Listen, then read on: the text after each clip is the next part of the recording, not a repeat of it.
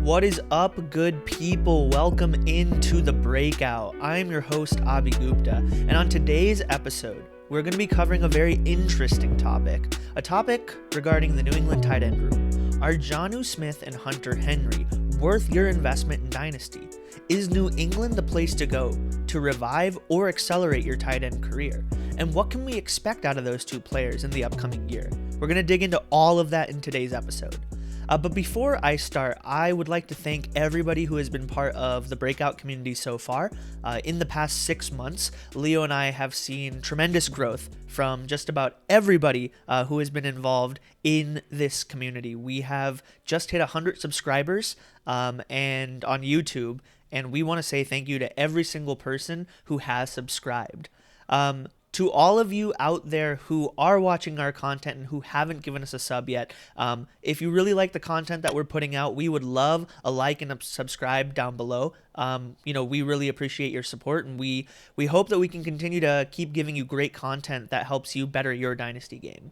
You can also find us on other platforms. We're on TikTok, where we have a community of almost 3,000 people. We're on Twitter, where we post different Dynasty threads. And we're on YouTube here, putting content out in long form format. So whatever your content choice is, we have it for you. And we would love to see you in all of those communities.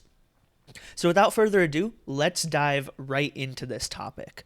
On almost the first couple hours of free agency, we saw New England jump straight into the free agency market, signing Jonnu Smith. I think he was the first signing of free agency. 4 years, $50 million. And not a couple hours later, Hunter Henry for 3 years, $37.4 million. And looking at all of that, people are saying, wow, look, New England recognized that they couldn't draft tight ends for shit. They really whiffed when it came to the two tight ends that they drafted last year, Dalton Keene and I don't even remember who the other guy was. And I'm a Patriots fan, so that should tell you everything. I believe that both of them combined for like 10 catches or less last year. Very, very non-impactful players. And so Bill Belichick said, you know what?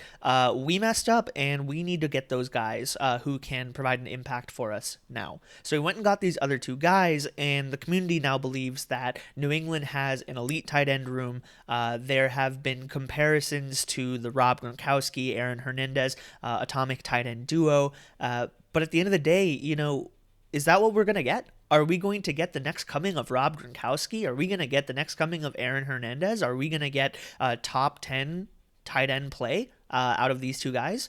Well, I was really curious about this because, one, I am always looking for a good buy in Dynasty, and two, I'm a Patriots fan, so I'm also very interested in understanding what did my team just purchase? Did we overpay? Did we underpay? Did we get just the right value? So let's dig right into it. So I think it makes sense to start at the New England level, understanding what the historical production is in the New England tight end room. So we'll put the numbers up on the screen right now.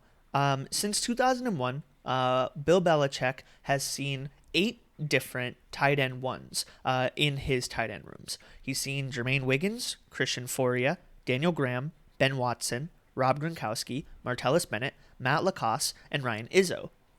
Now, across all of these seasons, Rob Gronkowski has been tight end 1 for 8 of those seasons: 2010, 11, 12, 13, 14, 15, 17, and 18. The 1 year that he was not the tight end 1, he was injured. So a monster pace, and really, potentially the number 1 tight end in all of NFL history, depending on your perspective. And what's really interesting to understand here is that while Rob Gronkowski was the best tight end 1 on the Patriots, it's really important to understand just how outsized his impact was. So Rob Gronkowski, across those 8 seasons, 40% of the seasons that Bill Belichick has coached, when he was tight end 1, averaged 62 catches per season. In comparison, every one of those other 12 seasons where Rob Gronkowski was not a tight end 1, those tight ends averaged 29.5 receptions per game. So that means that Gronk, when he was healthy, was averaging more than double the number of catches that any other tight end had in that room. What I found to be the most interesting, however, is that The most catches any non-Gronkowski tight end had was 55. 55 catches is lower than what Gronk averaged across those 8 seasons. So that just shows you how outsized this man's impact was on the team. But what's really interesting is that if you look at Rob Gronkowski's impact in the years where he didn't play with Aaron Hernandez, so this is 2013 onwards, his impact relative to other tight ends was astronomical. So 2013 onwards, Rob Gronkowski averaged 51.3 more catches than any other tight end in the room that year. So what that means is that New England's tight end production was highly Gronk-centric. It wasn't something special about the tight end room in New England. It was Gronkowski. So this narrative that, hey, you go to New England, you're going to be a really great tight end. Well, that is significantly inflated by the impact of potentially the greatest tight end of all time in Rob Gronkowski. And when we look at the potential for Jonnu Smith and for Hunter Henry, in order for them to be successful in New England, it's not something special in the air or the water there. They themselves are going to need to be great in order to come into that space and succeed at a clip that matches the expectation for the New England tight end room. Now, you might say, Abhi, I mean, come on. Cam Newton is going to have a huge impact on these guys, right? Forget the New England tight end room. When Cam has had success, he has been throwing to tight ends and he elevates their game. So I actually think that Cam Newton is the one who is going to have an impact on Jonnu Smith and Hunter Henry. Well, all right. Why don't we take a look at Cam Newton? So Cam Newton played in Carolina healthy between 2011 and 2018. And across those 8 seasons, there were 2 separate tight end ones. We'll put them up on the screen. They were Greg Olsen and Ed Dickson. The only season that Ed Dickson was the tight end one was because Greg Olsen was hurt, and I think he missed like 7 games. So if Greg Olsen didn't have any injuries, he would have been the tight end one all 8 of those years. Now, during the years, those 8 years, Greg Olsen averaged 65 catches a season. In comparison, every other tight end averaged 16.7 catches. So right off the bat, Greg Olsen's average is 4 times that of any other tight end that came into that room across 8 years. But again, like Gronk, if we take a look at the most catches that any non-Greg Olsen player had, 37 catches. So Greg Olsen's average was double the most catches any other tight end had in Carolina across 8 years. And one more really mind-blowing statistic is that, like Gronk, Greg Olsen averaged 57.8 more catches than any other tight end in a given season. So when we take a look at the Carolina situation, what we're really focused on is not that Cam Newton elevated Greg Olsen, right? Because if it was all about Cam Newton throwing to tight ends, then we should see a pretty significant jump in production for a lot of different tight ends, right? The gap shouldn't be that large. But because the gap is that large, that can only lead us to one conclusion. And that is that the Carolina tight end room was outsizedly impacted by Greg Olsen's greatness. So if we take a look at these 2 different scenarios in New England and in Carolina, we weren't looking at the effect of the water in Raleigh or in Charlotte. We weren't looking at the effect of the water in Foxborough. There's not some magic sauce that Bill Belichick or Ron Rivera were passing by. No, it was that Greg Olsen and Rob Gronkowski were so great that they made everybody else seem really, really good in that space. So what we can draw from the lessons in both of these examples is that if a player is going to be great in a given system, they need to inherently be great themselves. And so that's why the next step here is to look at what Jonnu Smith and Hunter Henry can produce and see if that type of impact can be expected by those players in New England.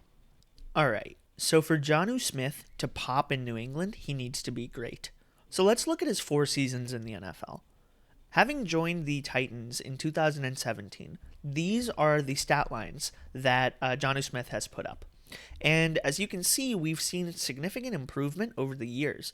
But in 2020, the year where he popped, reached tight end 16. His stat line was 65 targets, 41 catches, 448 receiving yards, and 8 touchdowns.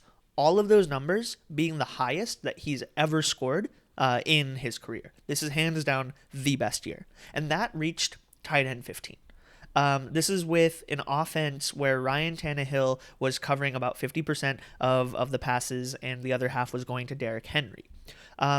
Today, Jonnu Smith is going at tight end 15 consensus and at an overall ADP of 129. So he's going at about the middle of the entire tight end market. And if you really think about the impact that Jonnu Smith had and where he can make an impact for you in fantasy, in 2020, the most number of points that he was getting was due to that spike in touchdowns. So we'll put this back up on the screen. His touchdown count went from 2 to 3 to 3 to 8. And that 8, right, those extra 30 points that you're getting from those 5 extra touchdowns are the whole reason why his value exploded last year, because he was a touchdown dependent player. It's not like he was getting this ridiculous volume and converting and then getting touchdowns on top of that. No, in fact, the numbers are pretty consistent with 2019, with the exception that he had 5 more touchdowns last year. And that is really, really concerning to me if you are someone who owns Jonnu Smith, because what that means is that he is in line for a touchdown regression. And for any player who's super focused on touchdowns in order to produce for fantasy, those are players that I'm trying to offload ASAP. Because what I can expect is that next year, Jonnu Smith isn't going to have 8 touchdowns. He's going to have less. And that means that he is not going to be tight end 15 or 16. I would be trying to sell him as hard as I can right now. And he is someone that I definitely would not be buying at this price. And this brings us to Hunter Henry, the tight end from San Diego and Los Angeles, who has been producing pretty decently since he entered the league in 2016. He's played 5 seasons, was injured in 2018, and during all of those years, he has, the years that he was healthy, he's produced pretty consistently. Rookie year, 132 points, sophomore year, 127 points, then injured, then in 2019, 150, and then in 2020, 145, bringing him most recently to tight end 12. So we're looking at a guy who was in an offense with Justin Herbert that was focused on passing the ball and produced a pretty decent stat line, right? 93 targets, 60 catches, 613 yards, and 4 touchdowns for tight end 12. And that's pretty good, because if you take a look at what Hunter Henry has averaged across his career, he has averaged 71 targets, 49 catches, 581 yards, and about 5.3 touchdowns, which is pretty good, right? Like, if we take a look at what Hunter Henry is capable of doing on a average year, he is right at about tight end 17. Which is the value that you're getting Jonnu right now. So Hunter Henry averages what Jonnu Smith peaked at. So that in itself tells us that Hunter Henry is a better buy than Jonnu Smith. But what I'd want to really put into context here is that with these stat lines, you might see 1 or 2 years where Hunter Henry ends up getting lucky and gets a lot of touchdowns, right? But that is not something that I would bet on, because those are super high variable outcomes. What I do know is that right now, Hunter Henry has a mid to low tight end 2 appeal and has the potential to reach a high tight end 2 value. But he's not going to become a dominant top 5 dynasty tight end.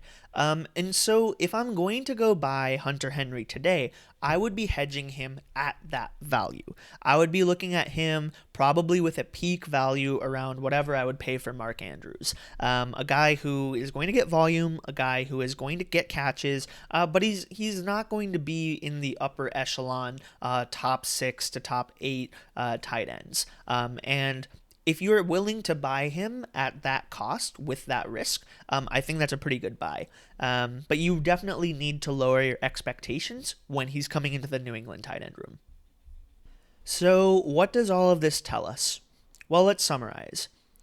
New England's tight end room production story is highly Gronk dominant. Outside of Gronk, their tight end production was pretty eh. In Carolina, when Cam Newton was there, their tight end production was solely Greg Olsen dominant, and everybody outside of Greg Olsen was pretty meh. Jonnu Smith has pretty much peaked at his value. He is due for a tight end regression, and you should be trying to sell him ASAP. And Hunter Henry is a pretty decent low-end tight end too, who has the upside of reaching a mid to high tight end too. So if you're willing to buy him at a price around Mark Andrews, then I think that he is worth the buy. But if you're being asked to pay anything more than that, I would completely avoid him. Make sure to temper your expectations. So that's what we got on today's episode of The Breakout. If you like this content, please give us a like, give us a subscribe. We really appreciate your viewership. And if you like what we've talked about on this episode, please throw a comment down below if you want us to cover any other scenarios. We love doing analysis. We love discussing this stuff. We love providing value to you. So with that, I'm your host, Abhi Gupta. Thank you for watching The Breakout. Let's hit that music.